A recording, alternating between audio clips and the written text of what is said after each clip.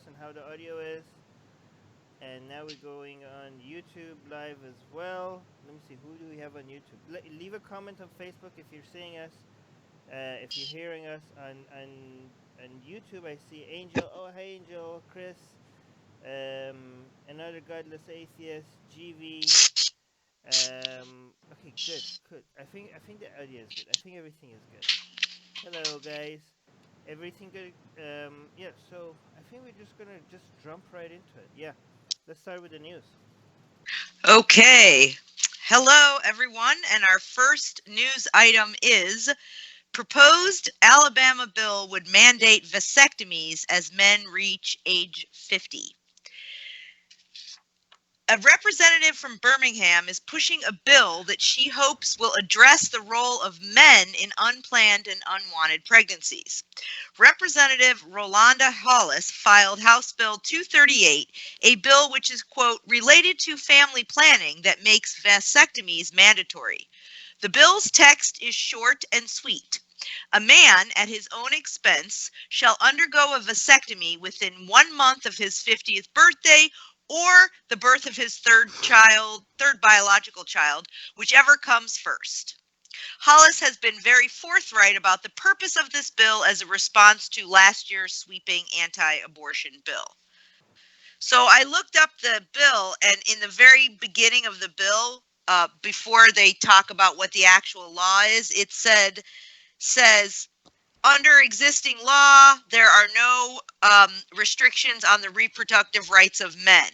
And then she goes into the bill. So she's clearly saying that this is kind of to make people see, like, how does it feel, sort of. So this is not a serious law. This is just like a. Well, This is a law. Go ahead. This is basically a law to make it, bring attention to the fact that if you want to pass laws on women's reproductive,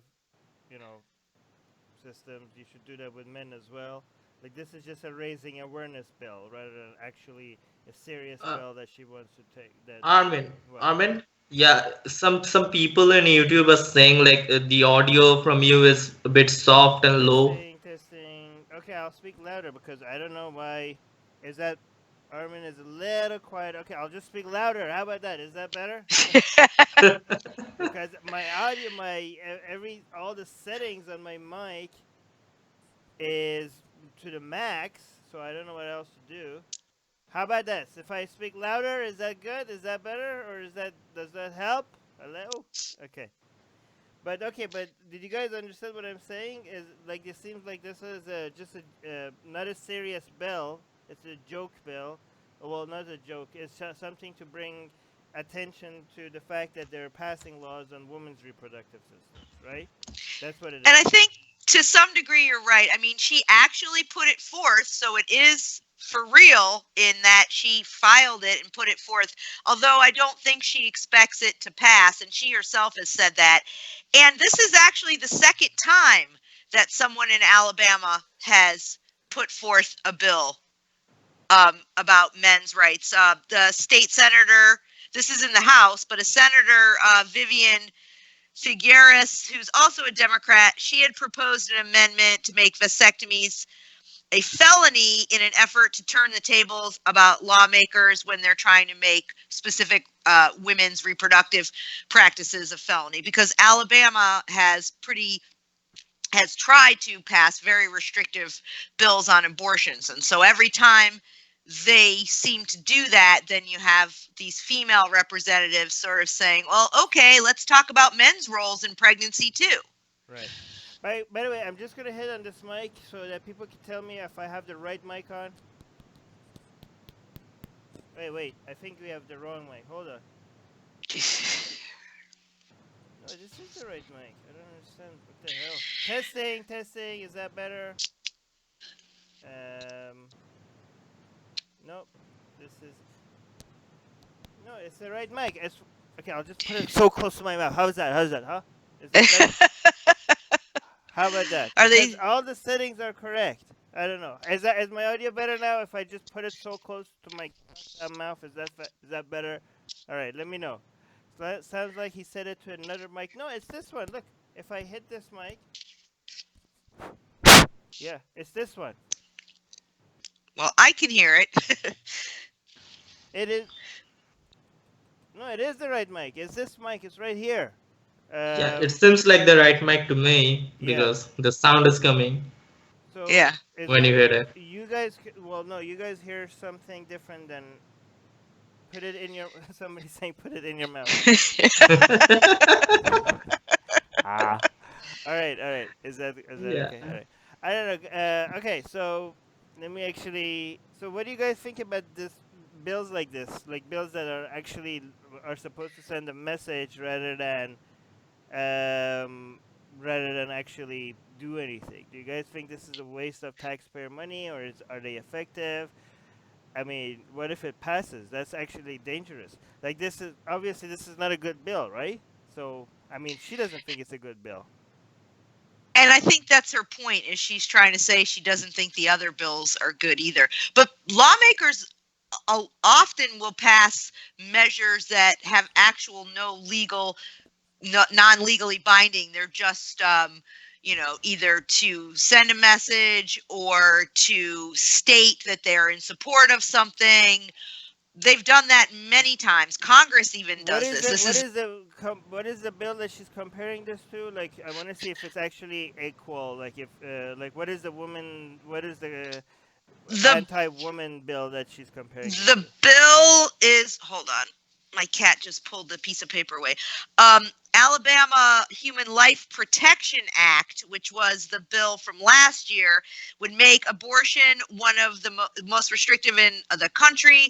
The procedure would be prohibited in every imaginable circumstance, even I believe in rape or incest. And the federal court blocked the law and said that That is it's an not undue. okay. As much as I'm anti,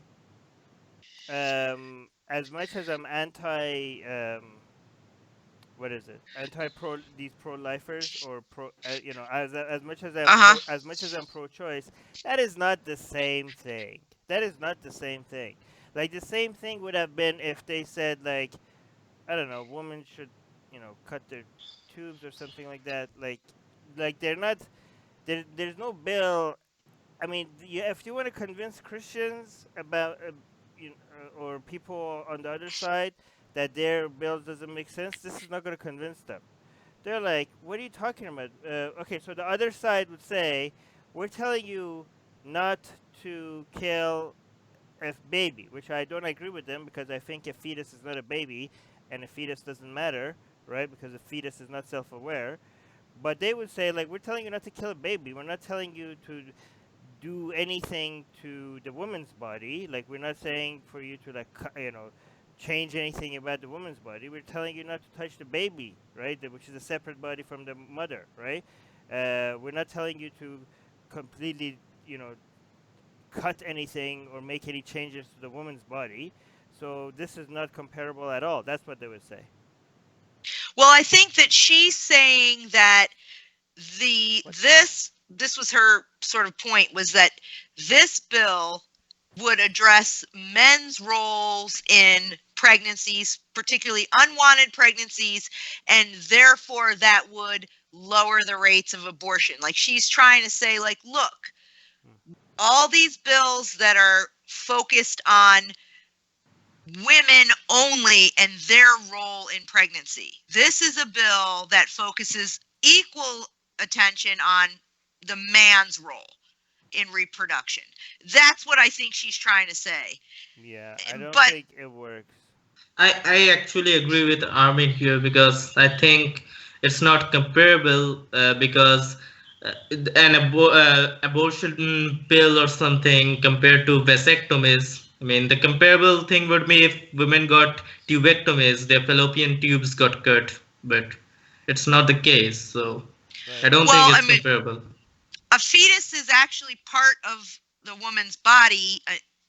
It's attached to her, so Not, I mean, that's not how they see it. They see it as completely separate entities, they right? do see it as a separate. So yeah, I think your point's valid. Yeah, the winning argument, again, everybody say, don't say like, oh, their body, their choice. That's not a winning argument because that they say it's a different body. You can't just be like, my body, my choice. So like, no, it's the baby's body. It's not your body, right? The winning argument always, always, always, in my opinion, again, is that fetuses don't matter. Repeat after me. Fetuses don't matter.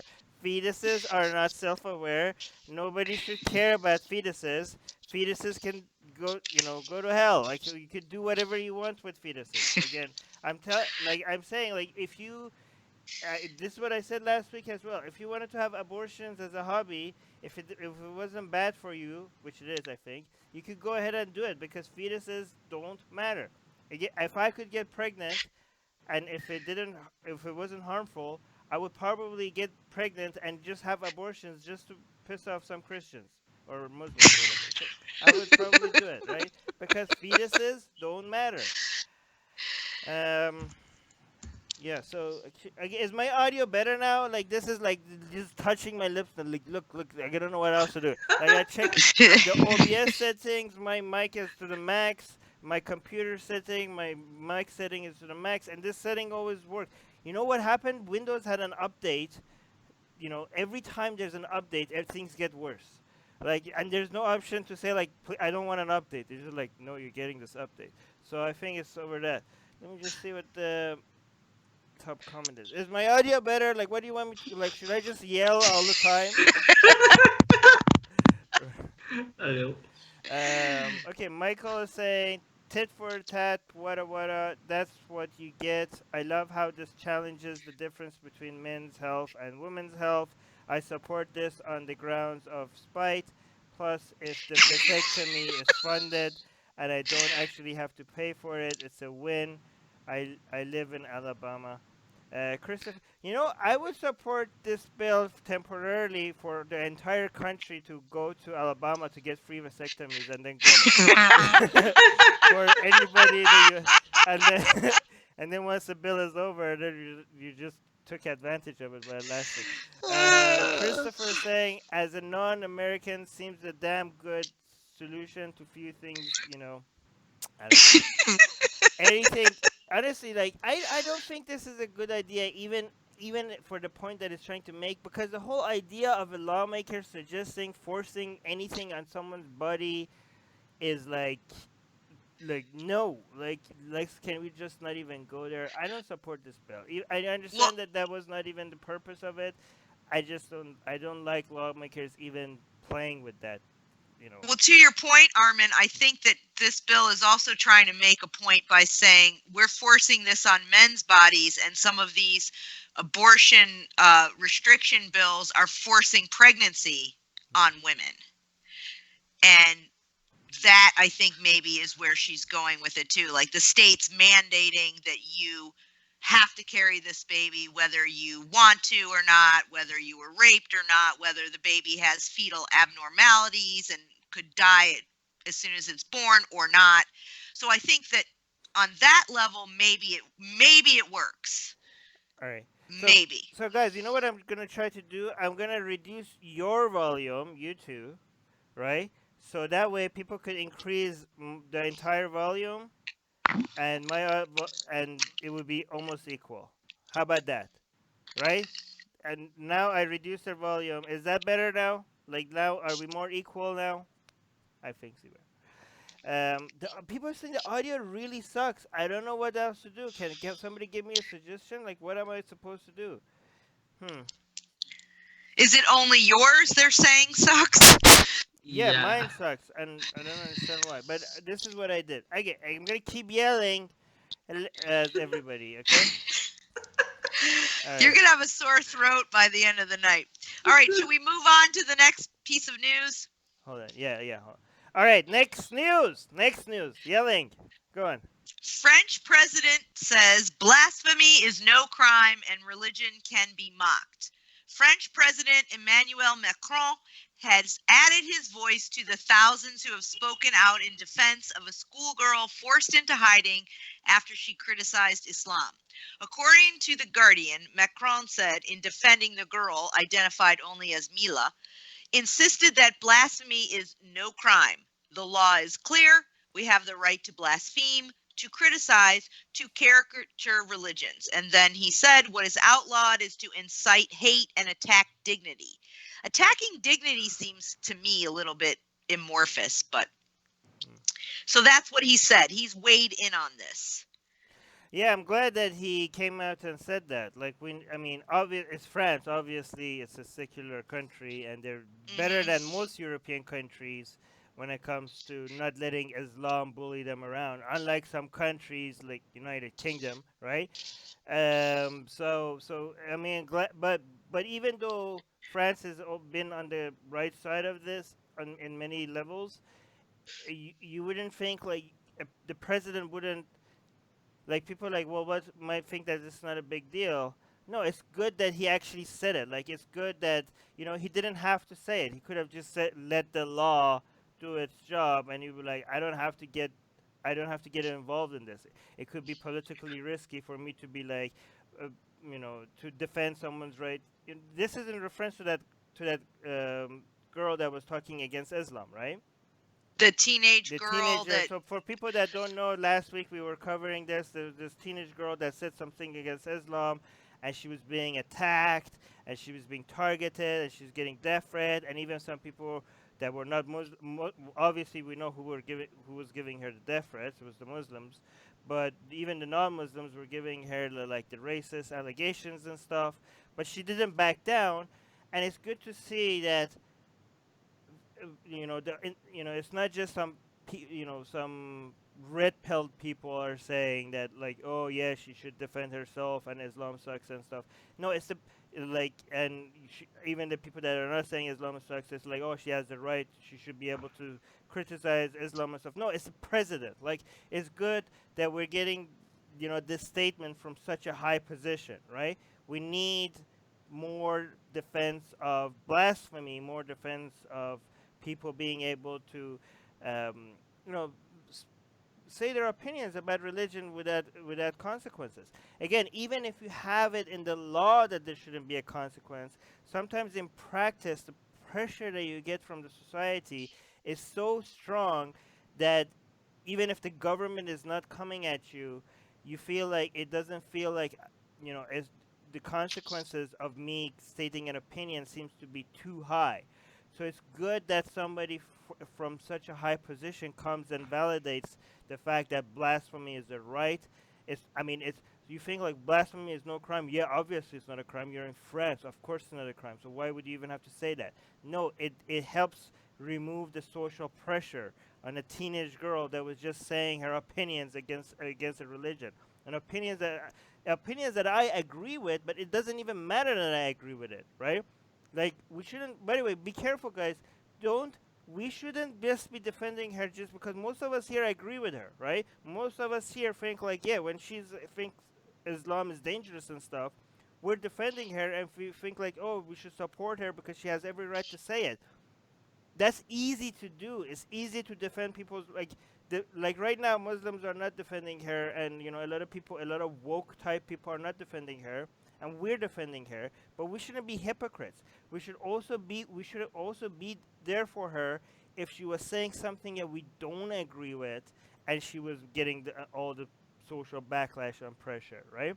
So don't defend people's right to blaspheme or to say things that is not people don't accept just when they're on your side. Okay, do it consistently.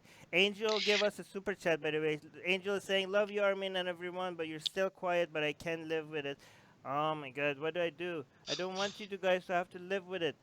Let it go. No, let it go. No, stop, Rivka, we're gonna get a copyright strike. Seriously, I'm not even joking. No, I'm not even joking. Don't do that. We're gonna get a copyright strike. Guys, seriously, I fixed the audio levels. Isn't it better now? Okay, god damn it, I don't know. Well, I wanted to piggyback on what you were saying, Armin, about the importance of the president saying this, because he didn't just say that blasphemy is a right and you have the right to criticize religion. He also talked about the fact, he said that in the debate, we've lost sight of the fact that she's an adolescent. And we, meaning the state of France, owe her protection in school, in her daily life, and in her movements. The president also added that finding a new school for her that the state has fulfilled their responsibility towards her, and that children need to be better protected from these new forms of harassment and hatred online. So he's defending her right to say it, but he's also saying, look, the state has a responsibility to protect its citizens, particularly young people, and that it was our responsibility to find a new school for her and protect her. And I think that was really important too. He's reminding people that she is a teenager, and there's no reason that she should be having death threats over her opinion. Well, no kidding, yeah. So. Yeah. All right, so the top comment, again, I'm going to try to speak louder because there's a problem with my microphone today. Aram is saying, blasphemy laws imply that an all-powerful God is incapable of defending itself. This clearly makes blasphemy laws blasphemous. Yeah, this is some, whose quote is that? We should give them credit. Camille is saying, oh, look who is shitting his pants and tries to act all popular and progressive now. Haha, no, it's exit for you next election. You screwed over far too many people in France. Okay, we're not very much involved in French politics. Just because you could be like, yeah, he said the right thing here, whether you're not you agree with his politics or not. Okay, so we're not. If we say like we defend what Macron is saying here at in this very specific situation, we're not endorsing him, or we're not saying being for or against any of his other positions. I mean, that seems obvious, but people are morons, so we have to point it out. How's my audio? Is my audio getting better? I don't know. All right, so should we go to move on to the next piece of news? Yes. Okay, so this is coming out of India, and if menstruating women cook, they will be reborn as kutri, which means a bitch, in the next life. So the quote is what is a kutri? It means a bitch. Like a female dog. Yep. I'm assuming that's the case. Yeah, okay. Yep, it does mean that. Okay. So, and then it says, if you eat food prepared by a menstruating woman even once, your next avatar will be a Blvd, which is an ox. Am I correct in pronouncing that? I'm not sure. Menstruating women who cooks food for her husband will be reborn as a female dog. These are the preachings of Swami Krishnan Sarupdaji. Sorry if I'm murdering this name. Of I can't say it. Swanimaran. Should I say it? Mm-hmm. Yes, you say it. Okay, so these are the preachings of Swami Krishna Swarup Dasji of Swami Narayan Bhuj Mandir, which is Narayan Dev Ji. Okay. Yeah. Wait, is this Hinduism or like just it is Hinduism. It is totally Hinduism. Totally So Hinduism. apparently he runs the Bhuji Institute, and this comment is following on the heels of a video or all kinds of consternation about 68 hospitalers, girls who were going to the school, were forced to strip for a menses check. Menstruating females are barred from entering temple and the kitchen. So yeah, and he is saying also, like, men need to learn how to cook, because if they don't cook for themselves, they'll be forced to eat rotis from the filthy hands of these menstruating women. So that was also another point that he was making, that before you get married, men, you need to learn how to cook. It sounds a bit, I don't know. It sounds, it's a good advice for all the wrong reasons. Yeah, learn how to. Yeah. Yeah, that's exactly. Exactly. Yeah, do I mean, learn how to. apologists will say, "Oh, they are just asking women to take a break during menstruation and Mm, stuff." But the thing is, in Hinduism, like there are several stuff in Hinduism. It says like menstruating women are impure and dirty and right. stuff, and it is a huge thing in Nepal and India. Like there are some rural parts where menstruating women are sent out of their homes to live in a small hut outside their house during their Yeah, yeah, menstruation. right. They can. We have covered some news Yeah, stuff I like bet that. a whole bunch of Hindus are gonna try to twist this as like pro woman. Like, we're telling them to take a break. Don't Yeah, like imagine this. Like, yeah, don't cook. Go take a break because you're a dirty, filthy creature, and we don't want your impurity to this disgusting. You're gonna be born as a female dog if you cook. But this is just we're being nice to you. We're just telling you to take a break. Yeah, like a very pro woman. It's I mean, self-care. there are many temples where menstruating women are not allowed inside, and Yeah, there's another thing though. Like some Hindus who know that this is bullshit, and they are Hindus by the way, Hindus and also atheists, and they are countering this by making memes. Like in a meme, a goddess is walking away from her own temple, and the priests, the pandits are like, "Hey goddess, where are you going? Why are you leaving?" And the goddess is like, "Oh, I thought you don't allow menstruating women inside the temple." right. Oh, good. No, I saw some memes by some atheists from India. They were taking pictures of their dogs, and they were like, "Oh, look at them. They clearly have been Yeah, like yeah, there have been in their people like. past life. These are women that they like cooked when they were menstruating in their past life. Look how disappointed they are. Look at their sadness. But how? What do you say to people that this is not really Hinduism? How do you respond to I that? mean, this is Hinduism. They're like everything, many things in Hinduism which is say menstruating women are impure and dirty. From Yeah. temples and I mean, I don't know how can people even deny this is Hinduism. Yeah, Hinduism is very. By the way, Hinduism is anti-woman. Come at me, guys. Like, the comment section is gonna come. Like, Hinduism is extremely sexist against women. Extremely It sexist. is, it is, All the it people, is. all the people Yeah. that say like, "Oh no, Hinduism is not a religion; it's a way of life." Okay, fine. Even if it's not a religion, if it's a way of life, it's a very crappy way of life. Okay. But I don't care what you want to call it. It is a religion, by the way. But even if you don't want to call it a religion, just calling it a way of life doesn't mean it how what yeah It is a so messed up way of so it's life. Nazism. It's not a religion, it's a way of life. Like, what? So that your defense?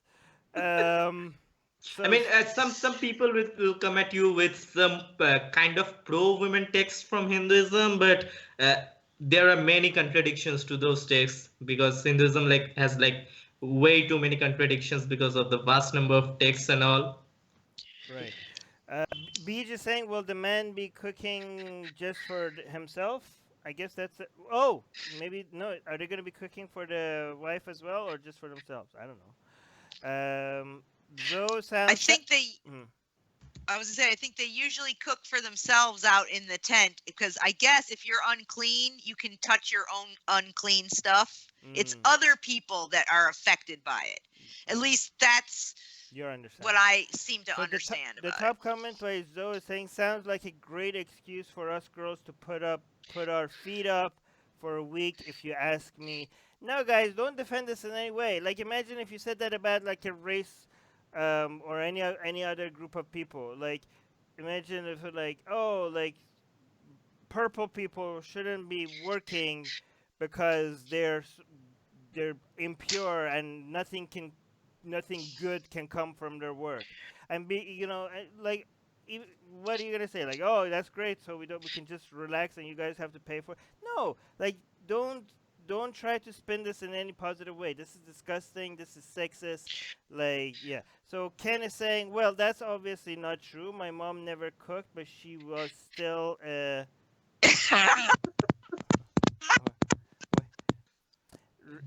what I'm What sorry, happened? it made me laugh. I knew what he was gonna say. Yeah, By the yeah. way, by the way, I wanted to reply to Rivka about that. Rivka, your You was microphone cuts when the volume gets to a certain higher level. By the way, so Oh, when maybe I start cackling. yeah. Maybe you should switch back to the other microphone. But go on, by the Shema. way, Rivka was saying like women are if women cook for others, it is supposed to be impure because if they eat their own stuff, it's not impure. I mean, it's kind of like that because in Hinduism and in Indian society, women are like automatically they're assumed to have to cook for their husbands and other family members. So Mary is saying, "Damn it, he couldn't tell me this before menopause. Think of all the cooking I could have gotten out of all those years." All right, what else? I wanted to make a comment about the person who said, "Oh, looks like a good excuse to put your feet up." It's actually it's women have died in these menstrual huts at night when it's freezing cold and they can't keep a fire going. I mean, it's happened before. A young girl in during Nepal. storms. Yeah, I mean, so it's not that you're going to the spa and getting a pedicure. No, you're going to this cold, dark hut outside of your house. You're basically being banished from your house. Yeah. Like a doghouse. And and this only happens in Hindu areas, by the way, right? Like, don't tell me this is not Hinduism. Like, it's not just India. In other countries where Hinduism also exists, right? Nepal is a good. Yeah. Like, we see like women dying outside in the cold, or like some of them got burned in the huts outside because of Yeah, the the heart thing is more of a problem in Nepal than India. right. But But it is this whole women being yeah, disgusting and impure, spiritually impure when they are menstruating. This is definitely a Hindu. I mean, other religions have this too, but Hinduism really focuses on this more than other religions, right? So, again, just remember, like, people that defend Hinduism, and they're like, oh, it's just a philosophical thing or way of life. Just let them know that they're full of you know what, right? Because I can't swear on this show apparently. Tell them that tell them Hinduism is sexist, it's superstitious, it's anti science, anti common sense, anti woman. It's also extremely bigoted. The caste system is definitely Hindu. Anybody that denies it is just defending something that they have an emotional attachment to. All right, should we just go? Hopefully, my audio is a lot better now, right? Can we confirm that? All right, hold on. Let me go to the next news. Okay. Next news. So moving on. Federal court has decided that religion does not give a professor the right to misgender students. A federal court has dismissed the case of an Ohio professor who claims that his religious freedom was violated when his employer, Shawnee State College, disciplined him for knowingly and repeatedly misgendering a student. Humanities professor Nicholas Merriweather came into conflict with, as I said, Shawnee State University, where he was worked since 1996, after they issued him a written disciplinary warning over his persistent refusal to use a transgender woman's correct title and pronouns.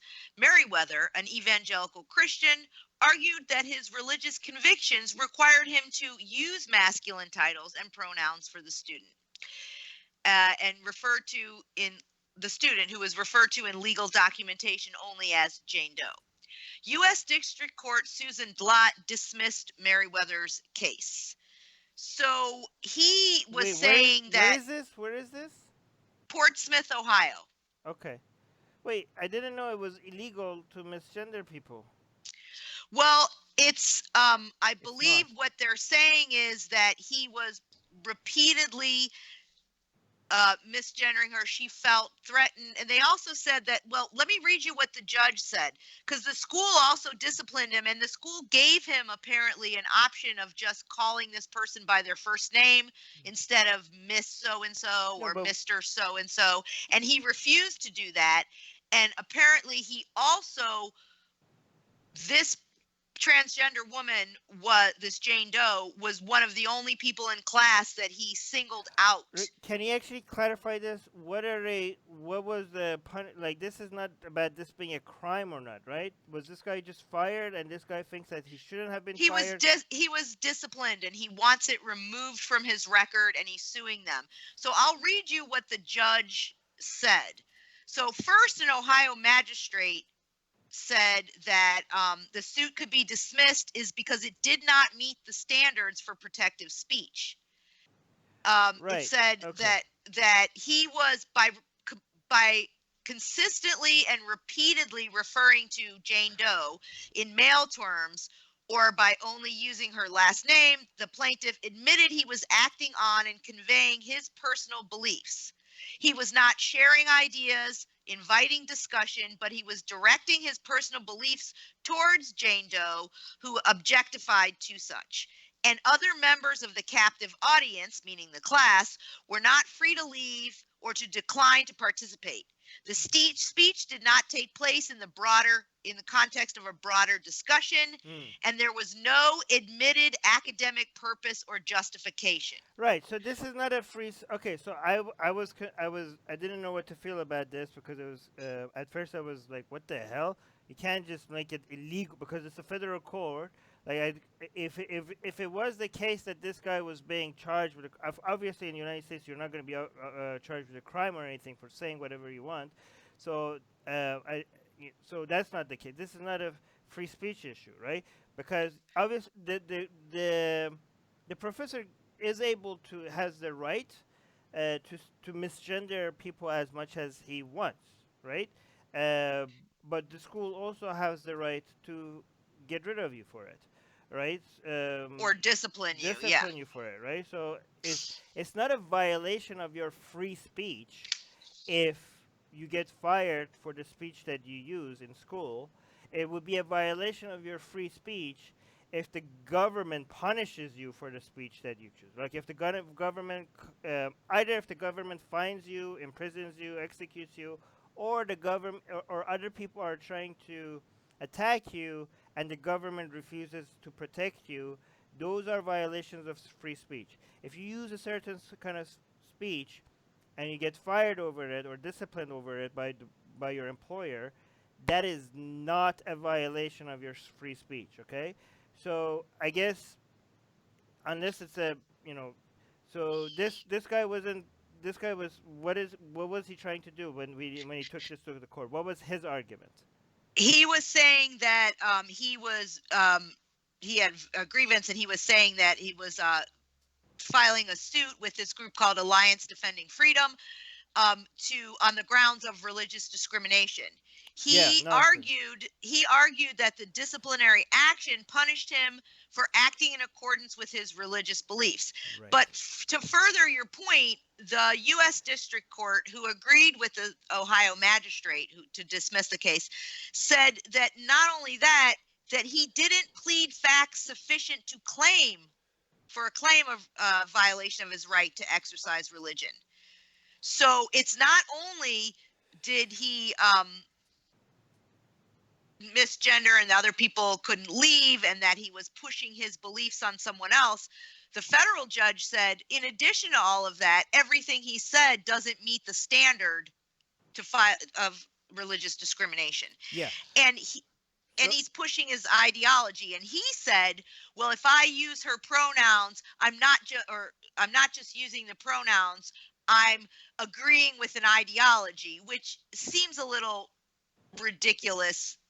I think he's sort of conflating using this person's pronouns because they've been asked you to, and somehow agreeing with everything about what this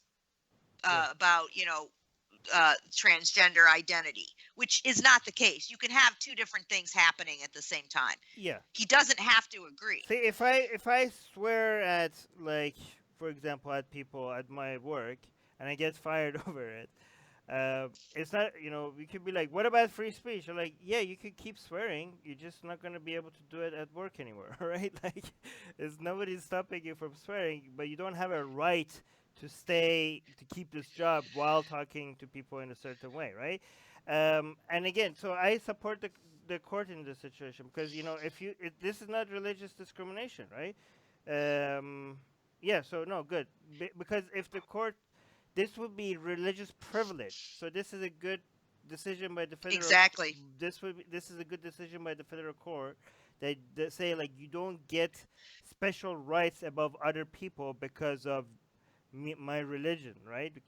So yeah, I support this. Uh, GV is saying, where is the line between free speech and bullying?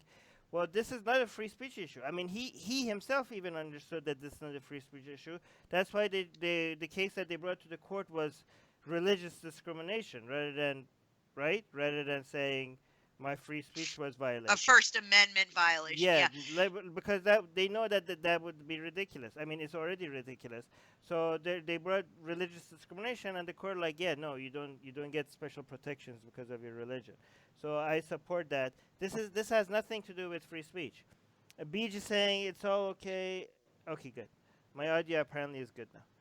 All right, but go on. I was going to make a comment also that he has the right to think, believe, or say what he wants, but this student also has a right not to be infringed upon as well. She has a right too. So oftentimes, I mean, not infringed upon, but she has her own rights too to say and think and do what she wants as well. So there's this sort of idea that, when these two things come butting up against each other, the judge is saying, the federal judge, and I think that's what's the really, really important point here, is that he doesn't meet the standard for religious discrimination because according to that's how it doesn't. It's not about the right of the student. It's not about the right of the. It's not about any of that. It's just about like, hey, we don't like your behavior at class. This is our school. We want to fire you. That's all, and the school has every right to do that. All right, unless you could prove it's a form of discrimination, which this is not, right? Because you can't be like my religion, so I get to have special protections that other people don't have, right? If you were like, oh, you're black, so we don't like black people, we're firing you, you would have a case. Or if they said like, oh, you're Christian, you didn't do anything wrong, you didn't say anything wrong, but we just don't like Christian teachers, then you would have a case. But you don't have a case. You had certain behavior that the school doesn't like, the school doesn't tolerate. If you don't like that, go get another job. If you're not willing to play by your employer's rules, get another job. Let me see. Carmen is saying, now if we could get them to realize all of their religion is just rude and cruel. Rivka, I'm hearing a lot of paper noise. Ryan is saying, well, even if you are a Christian, show me anywhere in the Bible where they talk about trans people at all. I'm not a fan of religion in general, but it is funny how people make up their own rules for their religion.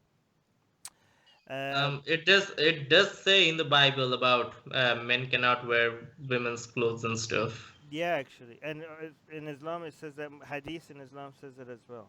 So there you go. I was just trying to think about like how the Title VII, which is the 1964 civil rights laws, how that impacts. That's what I was shuffling the papers for, looking at Title VII, and it doesn't seem that this again affects him because he was also given an accommodation by the school when they offered him the first time talking about it, saying, well, here's some other ways that you can do it, here's some options, and he refused. And so even if it's not misgendering, if somebody says like, hey, my birth name is Susan, but I want to go by Amy, okay? I don't like the name Susan. It gives me bad memories. My mom used to be abusive to me, and she used that name so much, and it gives me flashbacks. My birth name is Susan. I prefer Amy. And the teacher is like, I'm going to call you Susan. And you're like, don't. I don't like it. It doesn't, I hate that name. Don't use it. Like, Susan. Right? Like, if I do that to you, you're like, what the hell's wrong with you? Right? So, like, just call her Amy. Like, stop being such an a-hole, right? So, I mean, that would be, it's not misgendering, I think if you want to fire somebody over calling somebody by their birth name, I think that's okay. Fire them. The student is comfortable with Amy. She's requesting the teacher to call her Amy, and the teacher is refusing to do so. He's just being a dick. Just get rid of him, right? That's what I think. Is that a good analogy? I don't know if it is. Maybe it's not. It is kind I of. think like a lot of like trans people are gonna be like, I mean, why you comparing this? This is not blah blah blah blah blah. Like, so if I'm wrong, just tell me. Don't be angry with me. Just tell me this is not a good comparison. I'm not trans person Yes. here, so I think Speak on behalf of I all agree. trans people. I agree. Oh, I you agree with agree. Armin. I mean, I don't see why it's wrong. If it's a cis person changing names, you'd be like, "What the fuck? Why are you doing that?" But I Don't use swear. yeah, That's true. but in trans person, they're like, "Oh no, I'll use your common name because it's my religious whatever." Like, that's So cool. Shobham is trans, and he said it's okay, so I got the permission. He's speaking on behalf of all trans people, so I'm good to go. Nobody can touch me now. Alright, so that's how it works, right? No, okay. Okay. Yeah, Alright, So I we gave you move- a permission card. yeah, right, thank you. Right. Super. All right, next You- next news. So the next news is that the Air Force, the United States Air Force, has updated its dress code policy to include turbans, beards, and hijab. The U.S. Air Force has updated its dress code policy to outline a clear approval process for Sikhs and Muslims who want to serve while wearing their articles of faith. Under the new guidelines, Sikhs and Muslims can seek a religious accommodation to wear turbans, beards, unshorn hair, and hijabs, and expect to be approved as long as their appearance is, quote, neat and conservative, except under extremely limited circumstances. The final review for the accommodation must take place within 30 days for cases in the United States and 60 days for all other cases according to the guidelines. So what this, I think the Air Force is trying to do is just streamline the process, because they've always been able to ask for religious accommodation, but they were doing it on a case-by-case basis, and there wasn't a clear policy across the entire force. And sometimes it would take an extremely long time from the time that they asked for the accommodation, which, by the way, is from Title VII, the Civil Rights Act of the 1964, which I was mentioning in relationship to the student and the professor. But this is just giving a clear policy, making it streamlined, making it equal across the board, and making it happen in a faster timeline. Although the Air Force can deny your request for an accommodation if they find that there is a compelling government interest. So maybe if you're in a war zone and you need to wear a certain type of helmet and your turban prevents that. But en general, they're saying that they've been able to do it. And they had Sikh gentleman was the first to wear a turban. And then in 2018, there was a woman who became the first judge advocate general wearing a hijab. Right. So it's already happened before they streamlined this policy. Yeah, I don't know, having religious symbols in government by government employees just feels very uncomfortable. It just like seems like a government recognizing the authority and legitimacy of some divine source or something like that, right? I mean, I'm all for making life more comfortable for as many people as you possibly can, even if they have extremely ridiculous beliefs. But I mean, it shouldn't be based on. Hold on. It shouldn't be based on religion. It shouldn't be based on, oh, because you guys have religion. It should be just like, I mean, why? What if I wanted to wear something different, and I didn't have the religion to back it up? So just because now they have a divine thing, giving them the excuse to be different. That this is a case of religious privilege, and it's being recognized by the goddamn government, right? Basically, this is the government telling you, like, we have a certain rule for all people, but you people, because you have magic power, you have connections to some high sources of magical, spiritual, woo-woo stuff, you guys get different rules.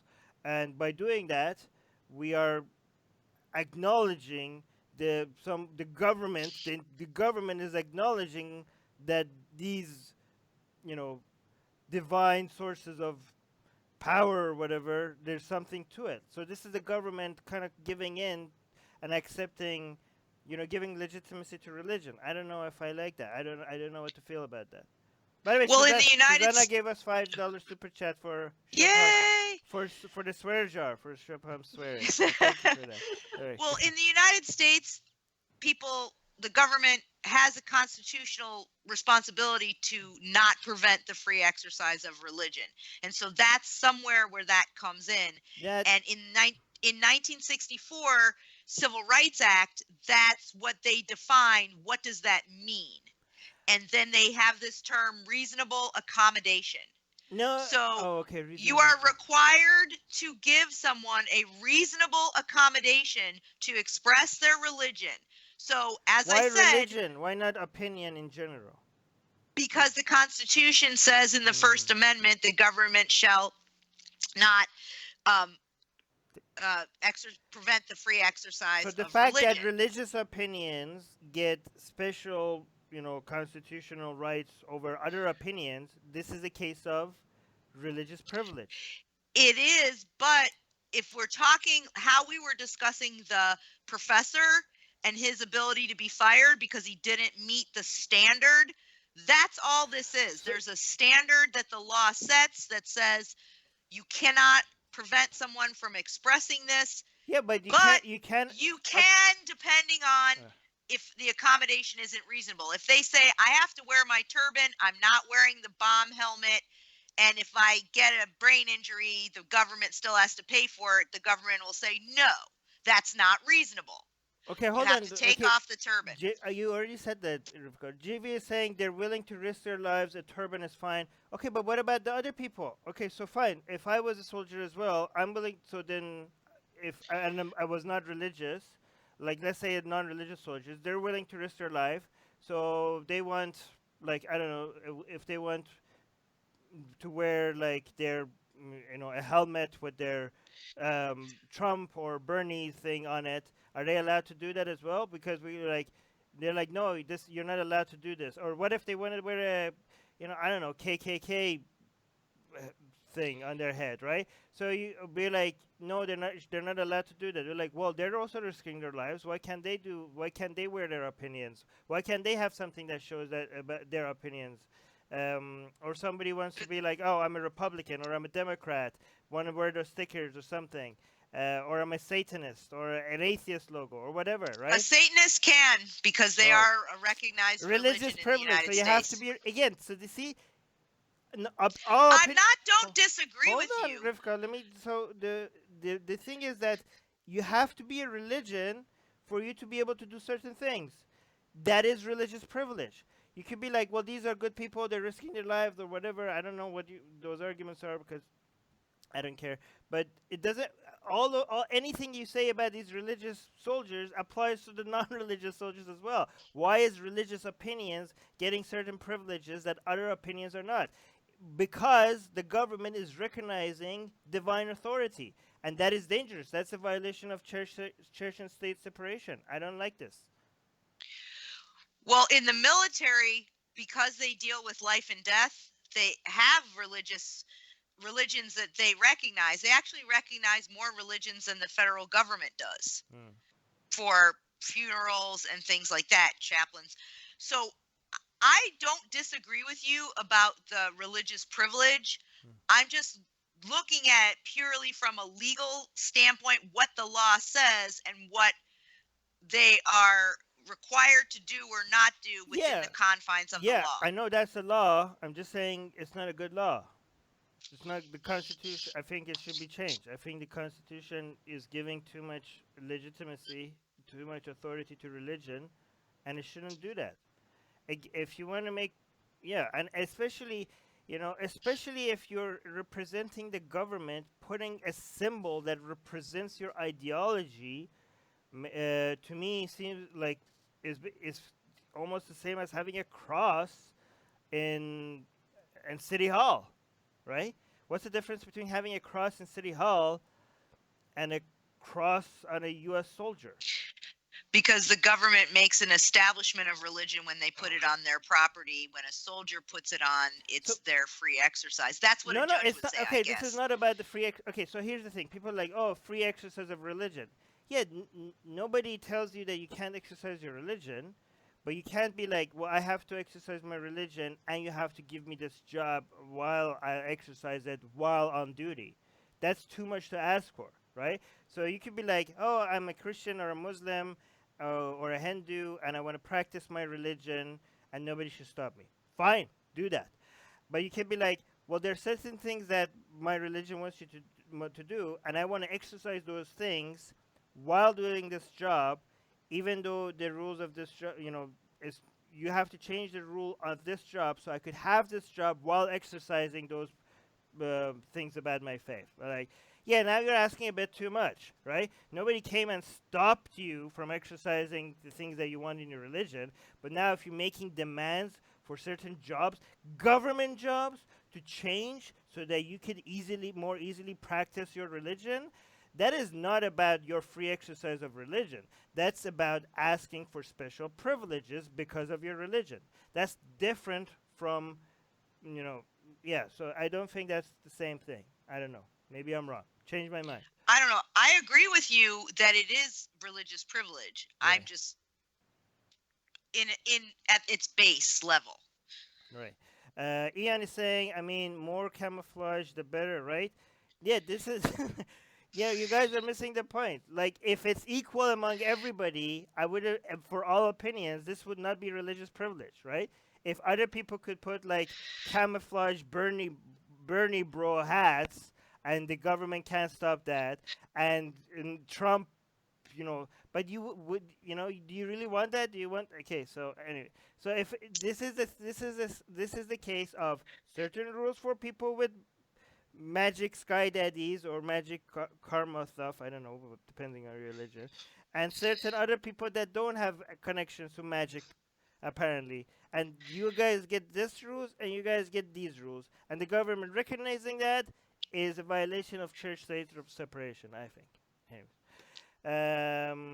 All right, let's go to the next news. Okay, on a completely different note, Burmese anger grows over pornographic video shot at Buddhist site. Outrage is growing in Myanmar after the emergence of a 12-minute pornographic video shot in Bagan, the country's best-known tourist spot and UNESCO heritage site featuring thousands of revered Buddhist pagodas. The video was posted on Pornhub by users who described themselves as a 23-year-old Italian couple. The couple's naked antics against the backdrop of one of Bagan's ancient pagodas have provoked an angry reaction in Myanmar, with condemnation spreading online. Do you have a link? Well, you'd have to go to Pornhub, I guess. Oh yeah, we can't link that. By the way, this video just got completely nuked by YouTube's algorithm, just by mentioning porn. So yeah. Oh. It's fine. Well, apparently it's been seen over 250,000 times, though. Yeah, I mean, what are you doing, Myanmar? Like, thank you for promoting our.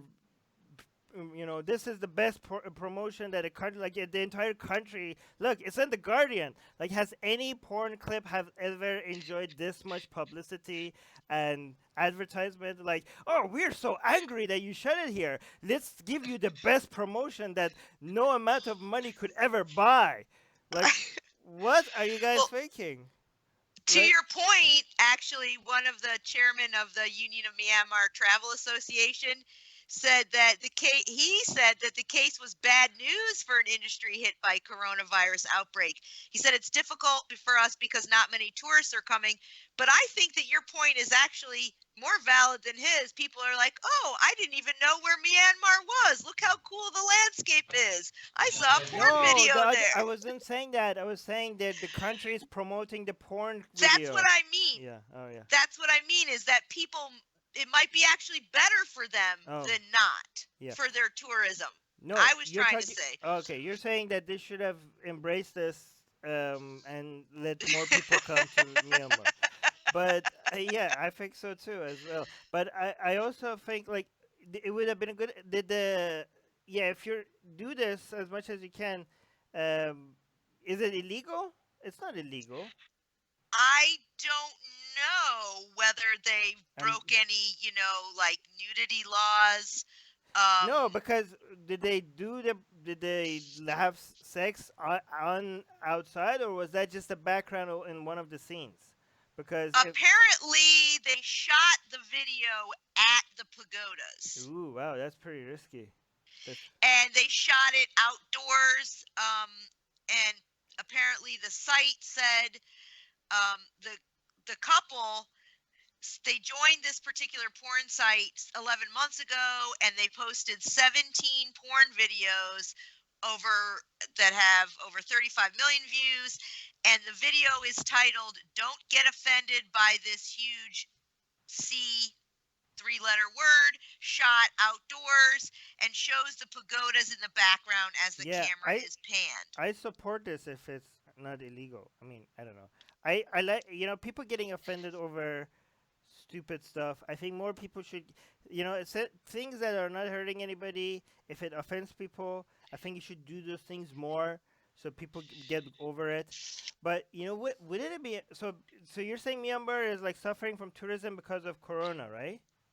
That's what the one of the gentlemen who was interviewed for one of these articles, who's the head of one of the tourist associations there, Right. said that they are seeing a reduction in tourists because of coronavirus.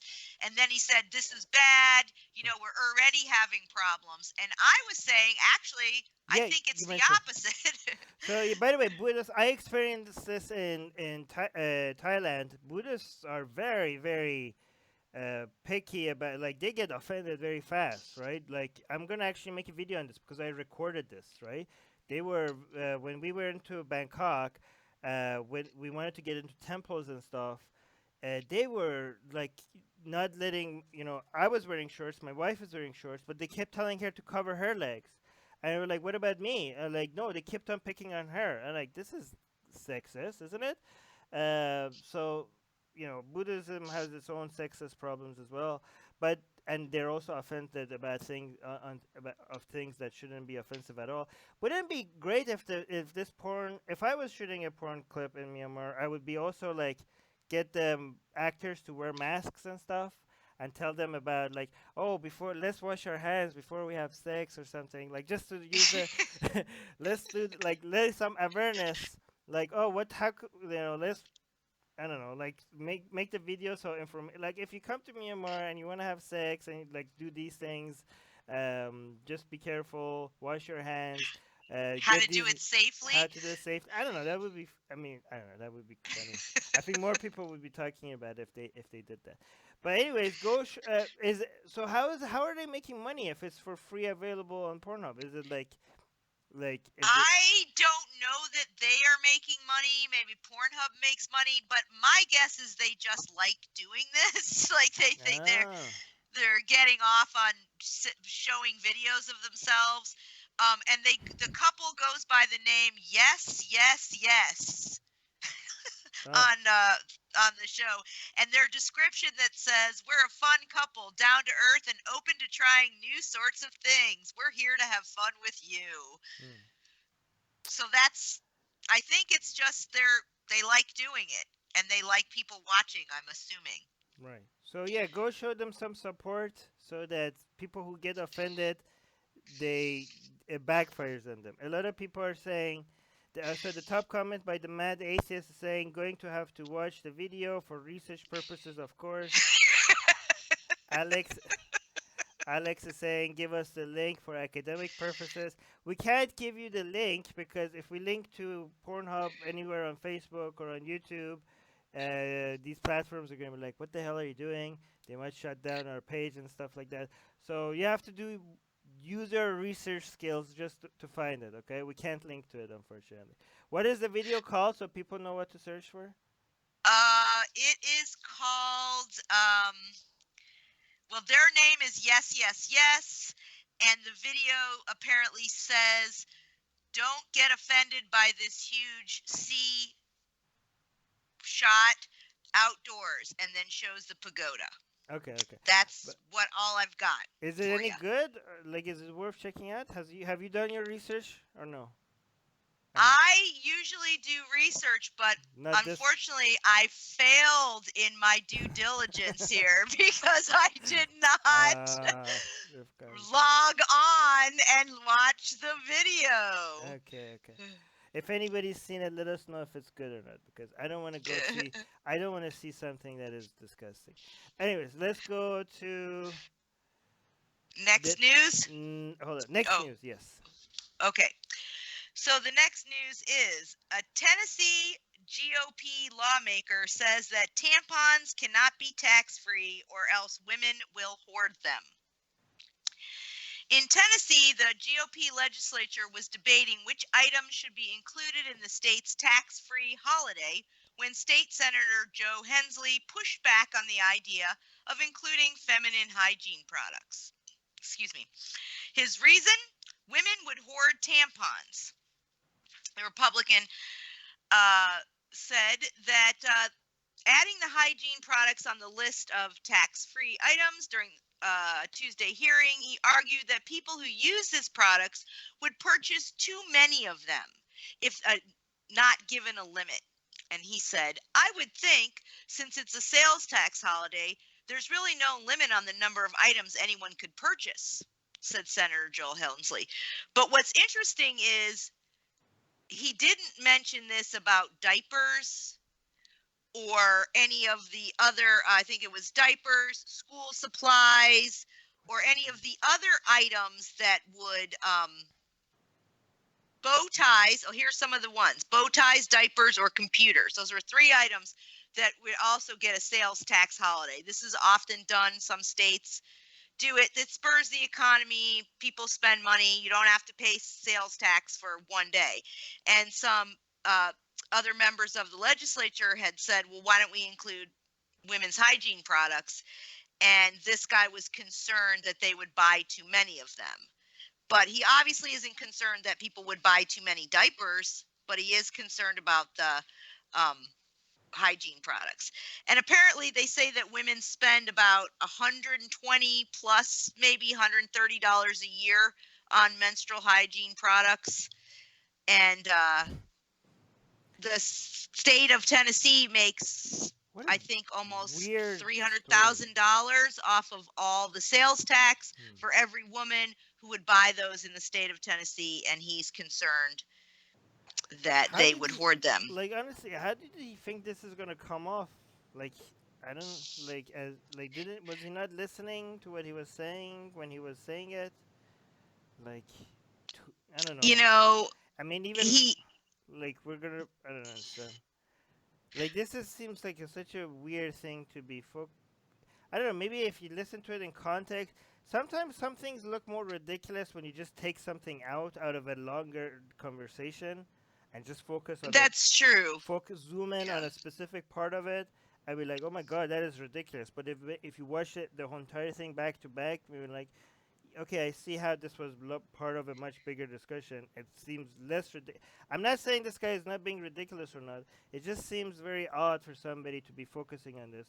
So I think maybe they're not focusing on this. Maybe this was a whole bunch of, discussion about so many different line items, but this and this and that, and then it just, I don't know.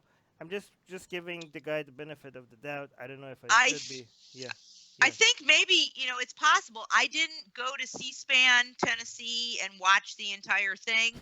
I did look up some other discussions about it, and they all basically said the same thing. But it's possible he was talking about it, about all the products, like diapers and this. But according to the other articles, they were specifically pushing back about adding hygiene products. But I do want to add that this isn't the first time that this guy has been accused of not caring about women. several years ago, he was accused of hitting his ex-wife with a car. Not that that matters, but No, I that just think doesn't. That doesn't matter. Yeah, I mean, it does. But I It just does think matter, but it's not relevant to the I story. just think it's kind of interesting No, that not only is he concerned about hoarding tampons, he drove a car into his no. ex-wife. Okay, so for example, you know, it's easy to be. Just be careful, guys, because for example, let's say if you keep on, if you actually went and researched the story, I'm not saying this is what happened, right? If you went to this guy and say like, oh, let's make condoms tax free as well, and if he said no, let's not make condoms tax free, maybe they wouldn't put that in the story because it wouldn't go with the narrative of making him look anti-woman or whatever. I'm not saying that's the case or not. I'm just saying when you see a story like this, it's easy to just be like, "Oh, this just is great. This is GOP. We're, you know, atheists. This seems like it's anti-woman. Let's just believe it and run with it," right? Sometimes sometimes if you look into the story a little bit more, I'm not saying this is the case here, but I'm just saying always be skeptical, even, you know, wherever you get the story, if you get it from us, if you get it from a mainstream media or wherever, um, sometimes stories are framed in a way that makes somebody look a little bit more ridiculous than they actually are. But sometimes no, they're just as ridiculous as the story suggests. But just be skeptical. That's what I'm saying. I think that's a really valid and fair point. And then here's something else to think about. Maybe he just doesn't understand menstruation or how women use hygiene products. It's possible about that too. And his comments were not out of any kind of malice, but maybe out of just ignorance Or as no, well. but what if he would say the same thing about condoms? Right? Exactly. What So if he would yeah. say this? We don't know, right? Elena is saying, personally, I am currently stalking an underground an underground bunker with feminine hygiene products.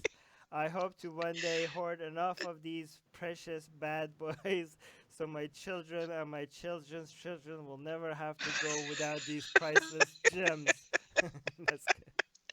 That's fantastic. Jane is saying, actually, he could have a point. Dot dot dot. I've not had the what decorators decorators in for several years. What does that mean? But still have half a box of the giant ear plugs lurking in a cupboard.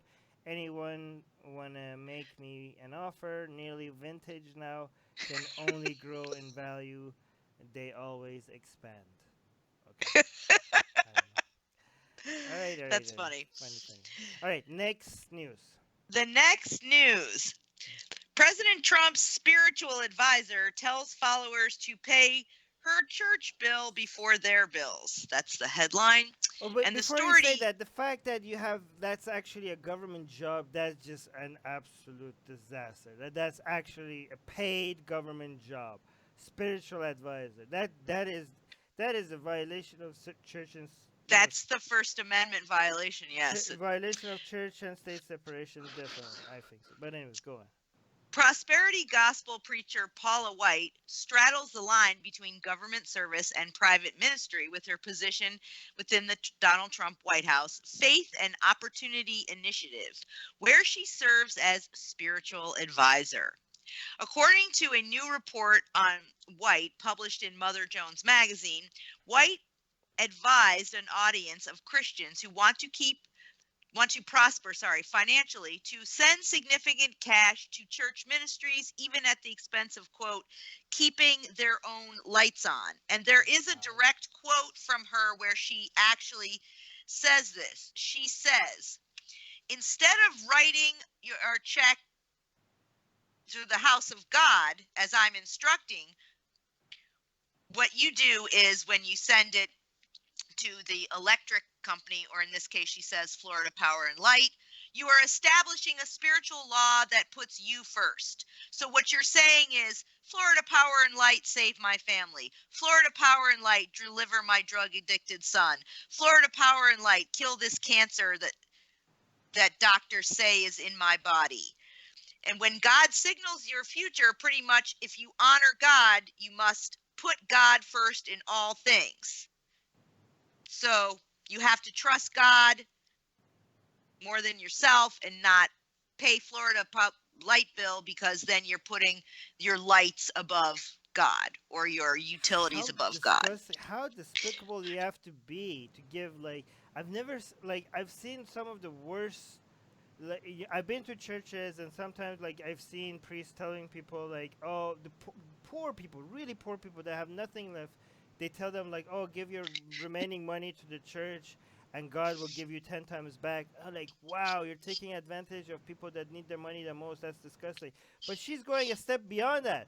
She's not even asking for what they have left. She's like, not what you have left. You have to pay me first. You know, like your necessities come. That's after you pay me. What's left goes to your necessities. You know, and the other priests are like, okay, after you pay for everything to survive, don't save that. Give the rest to us. This woman is like, no, give me first, and then the rest goes to your necessities. Like how wow, how many people, and these people are like have huge number of followers, imagine how much bad advice, like how many people are suffering financially because of really crappy advice. Why is it that this is not illegal, by the way? Because if I go on YouTube, for example, and tell people like, hey, do this with your money, I always have to be like, oh, by the way, I'm not a financial advisor, blah, blah, blah, like, or else people could sue me, right? I'd be like, oh, no, talk to your financial advisor. I'm not this. If you give any legal advice, you have to be like, no, don't take my advice. Go talk to a lawyer, or else I could get sued. Or if I give any mental health advice, I always have to clarify, oh, I'm not a mental health professional. Actually, don't listen to me. Go talk to a mental health professional. So when it comes to finance advice, can she be sued for, like, can people go and sue her and after like following her financial advice? Is that a thing? I mean, it's not technically criminal law, so it's not illegal, but it could be a civil law. So can people sue her for this kind of advice? I don't know. I mean, it's possible that people have done that. I think that there was one church that did sue their pastor who they found out that he had bought a bunch of cars and things with their money, but I'm not really sure. But here's the other thing, which you mentioned as well in the very beginning, is the blurring of the establishment of religion and the separation of church and state, especially because churches are legally prevented from getting into politics in the United States. You're not supposed to be able to stand up in front of your congregation and say, everybody here should vote for so-and-so. God wants you to do this. But she's involved in religion and politics. And what's even more disturbing is that if they are involved in politics, they could risk losing their nonprofit status. But her boss is the head of the government agency, including the IRS, who would be the ones who would investigate her for a violation of this and take away her nonprofit status. So it's really, really, blurring these lines. And it's also such a conflict of interest with regard to Trump and her and this mixing of politics and religion, because who's going to investigate her if her boss is the one who's in charge of the IRS? Christy is saying that this crazy woman just this week told the congregation that she was taken to God's throne room and God's face talked to her and she could see God's face. The top comment on Facebook is by Thomas. He just posted 1 Corinthians 14 from 33 to 35, which is the Bible verse that tells women to shut the hell up because they're women and they're not supposed to be speaking. So why is she speaking at all? Why is she telling people what to do? She's a woman and she's violating the biblical law by even speaking. Chopin, do you have any comments on any of these? Feel free to jump in whenever you... Yeah, no, I don't really have anything. I wanted to bring up, though, that Paula White is part of this, particularly Western, but they've exported it to Latin America and Africa, idea of called the prosperity gospel. And it's one of the fastest growing theologically conservative movements. And it's pretty much associated with a lot of evangelical movements in the United States, including dominionism. And it emphasizes that the believer's ability to transcend their poverty or their illness or whatever their corporeal state or their material state through devotion, confession, and giving money to these people like Paula White or Joel Osteen or some of these other huge mega church people. And that's sort of what these people are saying. Like, look at this huge church and how much money and how well I'm doing. That's because God loves me. Yeah, even though the So, Bible says that rich people can, it's very hard for rich people to go to heaven. Andrew is saying something, one of the top comments that I very much disagree with. Andrew is saying, if you're gullible enough to give your entire January salary to an evangelist in return for vague promises from a provably unreliable deity, I have only this to say: serves you right. I am very much against Andrew here, because just because people are morons, that doesn't mean they deserve to be taken advantage of, right? People are stupid, but stupidity is not something. Stupid people deserve to be happy. In fact, stupid people deserve more protection than intelligent people, because stupid people and gullible people, just like you protect handicapped people from, you help like if somebody can't walk properly, you help them walk. You help them. You help them. If somebody's trying to cross the road and they can't, you hold their hand if they can't walk properly. If somebody can't see and they're trying to look at the menu, and there's no, braille, you read that for them. So people that are dumb, people that are morons, you help them by protecting them against people that want to take advantage of them because they're morons. Okay, you don't no, just because somebody's stupid, that doesn't mean they deserve to be cheated out of their life savings and cheated out of having a happy life. Again, I call people morons all the time, but that's not really an insult. More people, it's not people. It's not, honestly. It's not their fault. Okay, it's either genetics or environment. I don't know what it is, but it's people don't pick like people don't, you know, didn't grow up and be like, you know what? I'm gonna decide to be a fuck. I was almost sorry. oop, I'm gonna decide to be an idiot. I choose this. This is gonna be something I want. This is not how it works. Okay? People are like, oh well, you choose to be ignorant. No, you don't. Okay, but anyways, it's not. People don't understand how much privileges they have. The fact that they are curious, or they have education, or they had time and resources to go after knowledge, or even they had the genes to be curious about things. They think like, oh, I did it, I'm smart, so everybody could do it. No, not everybody could do it. Okay, so no, people that are dumb don't deserve to be conned. Okay, don't be like, oh, it serves them right. They don't deserve to be conned. People who are smart and intelligent, they need to be protecting people who are gullible and dumb. They should be protecting them because they can't protect themselves, right? So you need to be a shield against con artists and dumb people. All right. Let me go to the next news. okay. Egypt shock. Dead Sea Scroll scans suggest Noah's Ark was the Great Pyramid of Giza.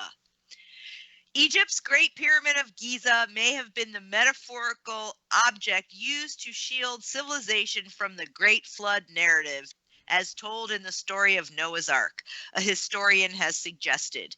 In the Bible, it's the Old Testament, Noah's Ark is the vessel used in the Genesis flood story through which God spares Noah, his family, and a selection of all the world's animals from a world-ending disaster. Until modern times, this says most Christians, but there's Muslims and Jews who believe this too.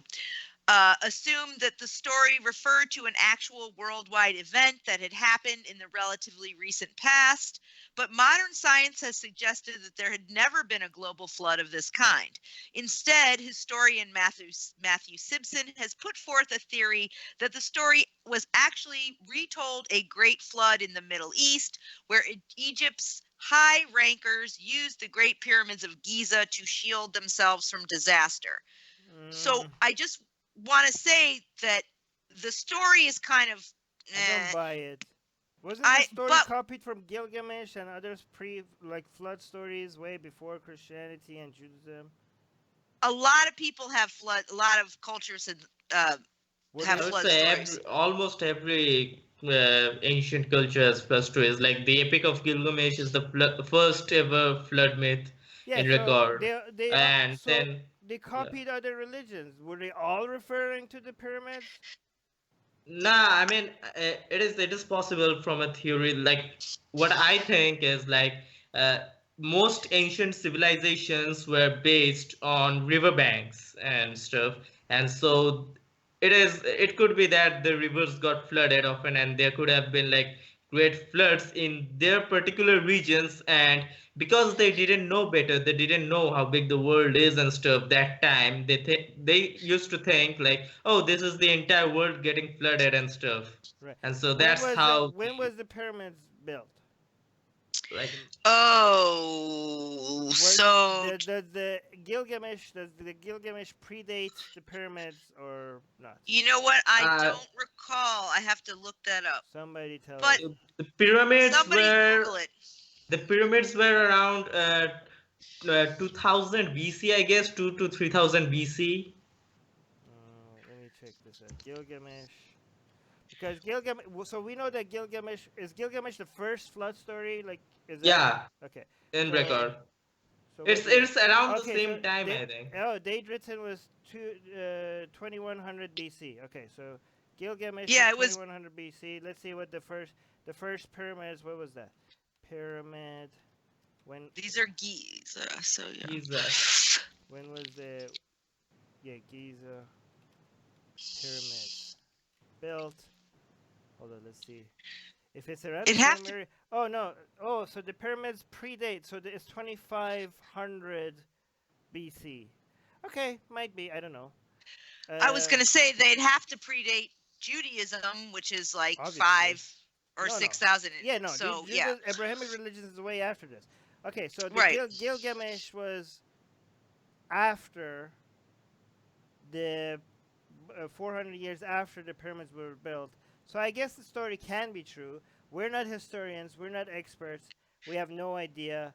Was this guy like some credible or some religious? He is a historian, but some of the things, the theories that he puts forth or the reasoning that he puts forth seems a little bit, sketchy to me, or that it doesn't seem scientifically sound. For example, he talks about there's bronze doors in the baptistry in Florence created by Lawrence Gilberti, who died in the 15th century. And the doors were completed in the 1400s, and they show scenes from the Old Testament. And one of them illustrates the period just after the flood. And he depicts the ark, this particular artist depicts the ark as a pyramid. I'm not sure how that is any kind of evidence, just because this guy depicted it. That doesn't seem like real. But just before say, if I want to see how credible something is, the first thing I would check, again, this is not like 100% bulletproof to see if somebody's right or not, but the first thing I would check is what other secular historians are saying about this. That's what I would check first.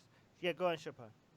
Yeah, so what I thought was that when they're saying that the pyramids were the Noah's Ark, I think it's not like when the pyramids were constructed, it was around that time. I mean, the pyramids had been constructed before already, and the flood happened years after that, and they took shelter on the top of the pyramids, to climb the pyramids to get it's safe from the floods and stuff. I just thought And it's such a stretch though. Pyramid and ship, yeah, they're just so different. It's just like I don't know. I mean, Well, it is possible that Noah's Ark is the most famous flood myth, so they're just comparing that to that. I don't buy it unless somebody proves otherwise.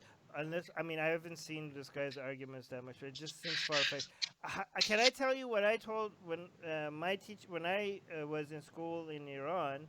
I told my teacher and my religion teacher that I think Noah's Ark represents the first cells, and they because think about it, when the first cells were being made on Earth, the base of the most of the world was flooded, right? Um, and we have the primordial soup, and what is the first cells basically were like this kind of container, like lipid, around like what the RNA and the DNA. So I thought like, well, this ship, the world was flooded, so that's very similar to Noah's Ark, and what the ship has all the animals in it, and all the animals are representing the DNA and RNA in the first cell.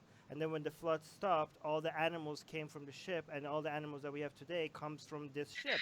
So just like all the animals that we have today comes from the very first cell.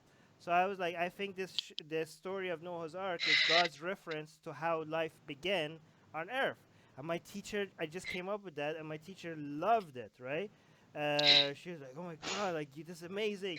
And then I realized that how easy it is to BS your way in religion after I thought about it, right? Because I just said like I just made that up, right? I don't know if that's right, and it just sounds really good, right? And I thought like if you just use your imagination the right way, you could make the most anything without evidence sound so profound. I think. Anyways, go on. Well, I was going to say he also gives the standard arguments that this Hebrew word doesn't actually mean this; it means something else, and things like that, or what the Greeks referred to this word as. But to me, none of that's what's really interesting. What to me is really interesting is the technology that they used to come up with this, whether it's a true idea or not, because they found the Dead Sea Scrolls a long time ago, but they haven't been able, like more than 50 years ago, but they haven't been able to read a lot of the things on there because it was damaged or it was ruined from the parchment.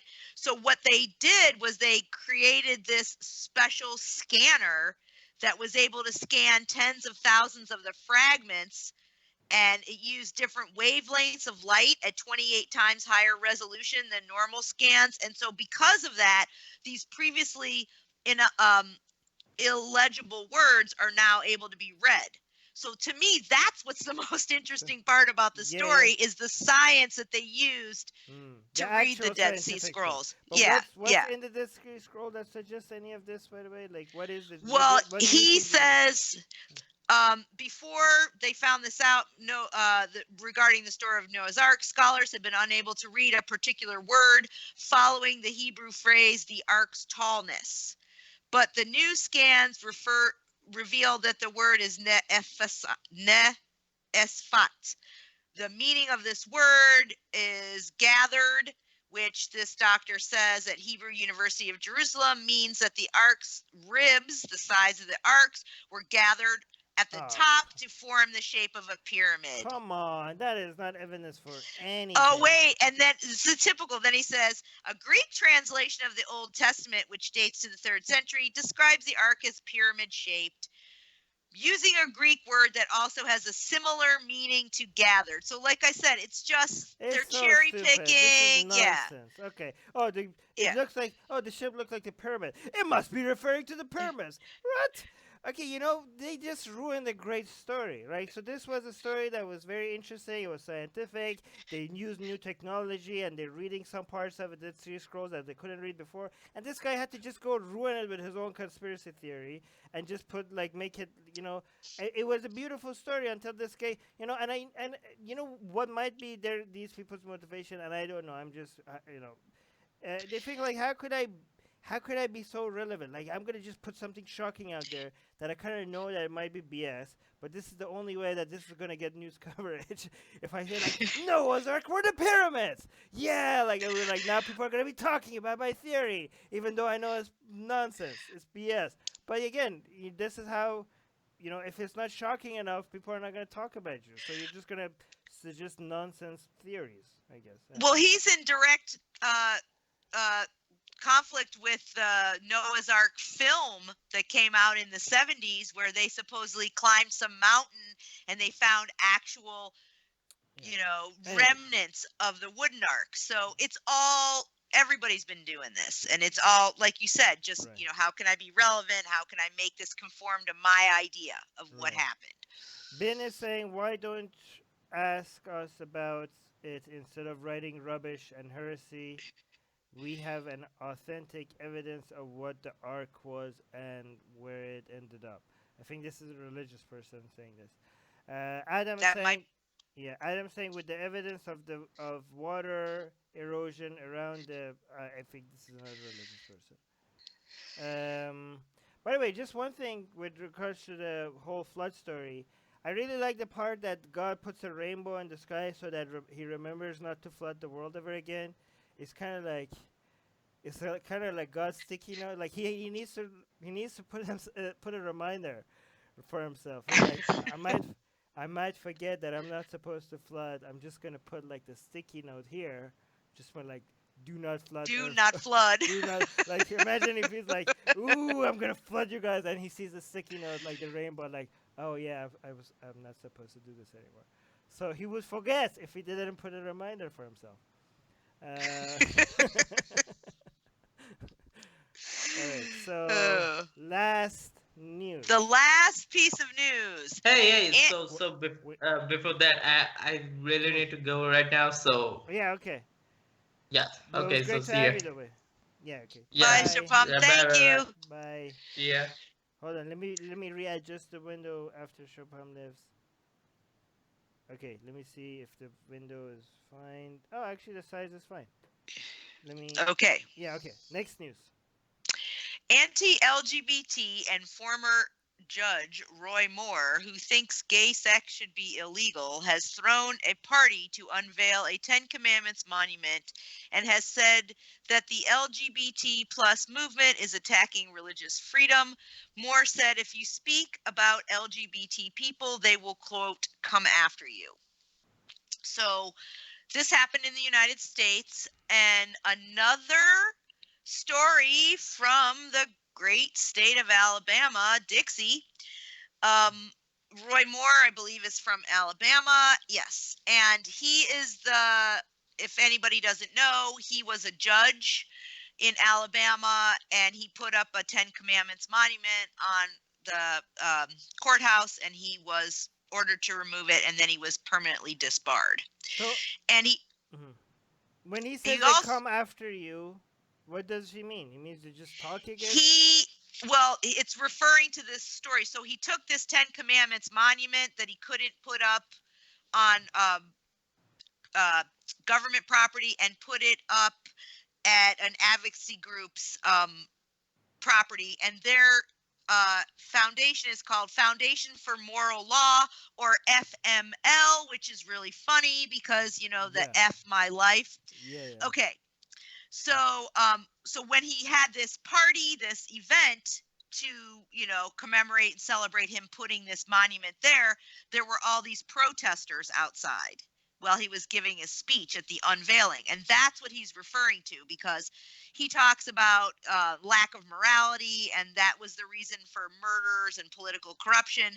And during the speech, you could hear these protesters shouting outside while he was speaking. So at one point he addressed the interruption, and that. Oh, you're getting cut. Say that again. Oh, you got cut. So he addressed the interruptions from the protesters, and that's when he said, "No one talks about the LGBTQ movement. It's verboten in German." He added that, maybe. "You don't talk about it because they come after you. That's why you see protesters. But that movement is taking away our religious liberty. And then he added, I don't hate anybody out there. I never hated anybody. I hate sin. Sin is not people. I love people. And I wouldn't love them if I didn't tell them what they were doing is wrong. It's not against your liberty that somebody is protesting against your position. You can have your position, and they can have their opposing position, and they can protest your position, and you can protest their position. Where is your liberty has been violated? At what point your liberty has been violated? I don't understand. People don't understand how liberty works. Liberty doesn't mean that nobody talks back at you when you state your position. That's not liberty. What the hell? In fact, that's anti-liberty. Like, what do you think? Their version of liberty is like, I get to say this and nobody can react.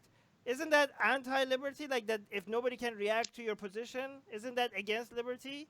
Like, aren't you, based on that standard, now that you're talking about gay rights and how bad they are, aren't you now violating their liberty because you should shut up as well? Like, how do they think liberty works? I don't understand. Well, I think this goes to what seems to be a theme in a lot of these stories is this religious privilege. Yeah. And religious special pleading. And I think that that's what a lot of these people mean, is that if I don't get to put forth my idea and not have it countered, then you are violating my rights. If I can't force everyone into submission to my dogma, then you are violating my rights. That's why these religious freedom, quote unquote, bills are really hypocritical and ironic and oxymoronic, because most of the time what they mean is freedom for the religious to have privilege and special pleading and no one else. We actually get that a lot on Atheist Republic as well. A lot of religious people come in like, oh, why do you have to force your way of life on other people? Like, we're just stating our goddamn opinions. How is that forcing our... Just go away. If you don't like it, just stop listening to us. Like, what are you talking about? I really don't understand it. We got another super chat by Susanna. The only gods we fear are the YouTube gods. Yes, we do fear the YouTube gods. All hail the YouTube gods. But until we find a way to grow without YouTube, then F you to the YouTube Till we gods. find a new god. Yeah. But yeah, well, subscribe to our newsletter. The link in the description, because we own that platform rather than having to rely on YouTube's algorithm. But yeah, I'm not sure who said this quote, but maybe it was Hitchens or maybe it was somebody else. But that's the thing, is that these people are saying, like, to atheists, you're disrespecting us, or you have to agree with our way of life because it's about respect. But they're not really asking for respect. What they're asking for is submission. yeah. They want you to be quiet. They want you to do what they want. Right, yeah. And so Eric is saying, what is he celebrating? Okay, so the title of the news, by the way, just a reminder, was former Judge Roy Moore throws a Ten Commandment party, accuses LGBT movement of attacking religion. So regarding the party, Eric is saying, what is he celebrating? The monument, which was removed from the courthouse 17 years ago for violating the First Amendment, was not returned to the courthouse. He put it in a private building. Yeah. Yeah, and that's the party. Like, this was at the unveiling of the FML, which I think is hilarious. The FML's property, they put this monument, and that was the party, and that's when this statement came out, because they were protesting him, and that's when he acknowledged the protesters and said, they'll come after you.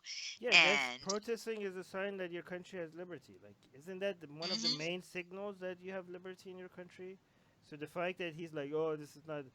They're going after... it's so stupid. We've been going over this for... I think that's good now. This was our last news. This is our last news. Yes. Thank you, everybody, in the live chat. Thank you, Beach and Christy. It was great to have you both here. Christy has some great comments. And by the way, Christy keeps reminding people to like and share our videos. Thank you so much for doing that. Beach had some interesting comments that I didn't read. I'm sorry about that. Thank you, Susanna and Angel, for your super chats. You guys are very, very, very generous and kind. And we do need your support, because YouTube doesn't let us monetize these videos because it's too sensitive and controversial. Anyway, so if you want to support us financially, the link in our Patreon is in the description. Yeah, so thank you, everyone, and see you guys again next week. Bye. Bye. See you next week.